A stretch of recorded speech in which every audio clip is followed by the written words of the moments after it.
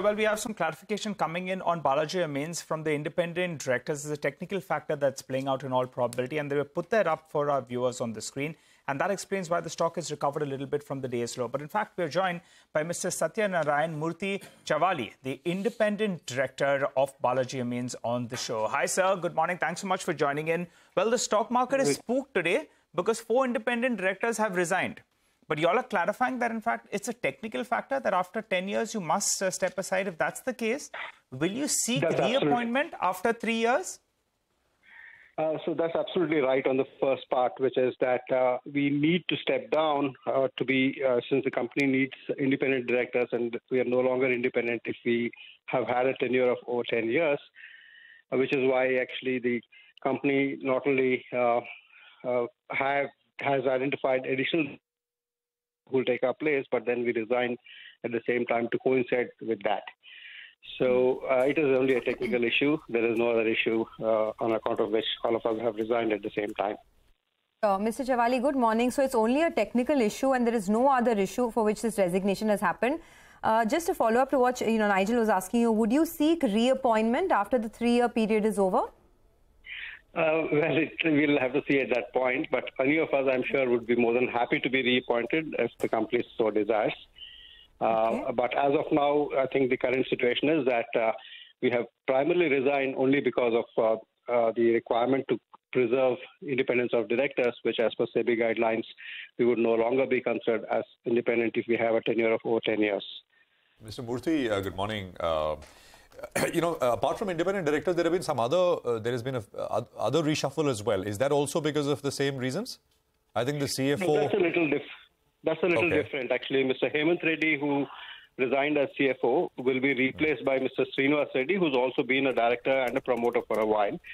Mr. Hemant is moving to a own subsidiary, actually a 60% owned subsidiary, Balaji Specialty Chemicals, which requires, and which is actually in a high growth trajectory, it requires his complete attention, which is why he, as an experienced director, is moving to the subsidiary. And in his place, Mr. Srinivas Reddy, who's also been on the board for a while and is very conversant with the business, would be taking over the role of CFO at Balaji Amines.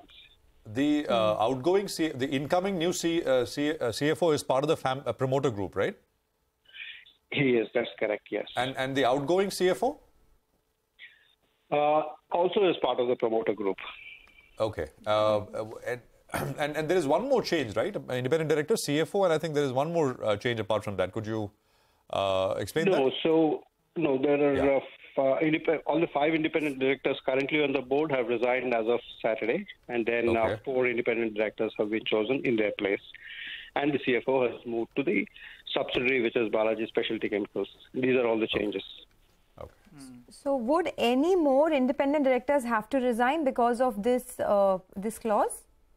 No, so that was all the independent directors on a 9-member board. So they have all resigned and then they have been replaced by new independent directors. So there is no further reshuffle expected as of now. Okay, no further reshuffle, got that. And the current CFO has moved to the subsidiary Balaji Specialty Chemicals. Has all of these changes, have they impacted the business in any way? Because I think that is the primary concern that the street has as well.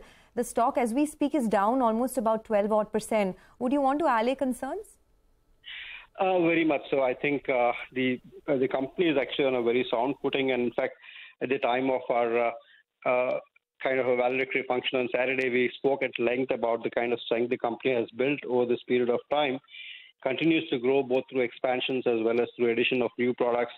And all of them are very much in line with the core philosophy that they would either be the first or the second or company making those high value specialty chemicals.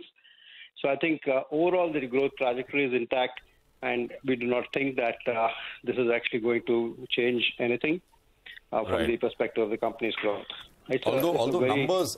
Although numbers have been subdued for some time, right? I mean, a quarter earnings are down some 55-56% year on year. They're down 20-25% quarter on quarter. So how will things look? I mean, in FY24, briefly.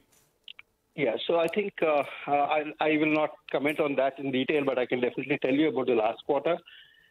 which is that it has been significantly impacted because of both changes in reductions in prices as well as some reductions in volumes, which is a direct consequence of what's happening in the pharma business. So there has been a significant correction in the pharma space as well, and substantial part of Balaji Amines products go into pharma. And that actually has been the consequence of that, is why we have seen an impact over the last quarter. But the expectation is that things will go back to a level of normalcy over the next 2 to 3 quarters as stocking, which has actually reduced substantially in pharma, goes back to normal levels, and then demand does pick up at the time. So that's the expectation. So fundamentally, there is no issue with the business per se, and I think this is a temporary blip that has very likely happened on account of what's happening with... Okay, got it. Mr. Murthy, we'll leave it there. Thank you very much for your time. Appreciate it. Your time on CNBC-TV18.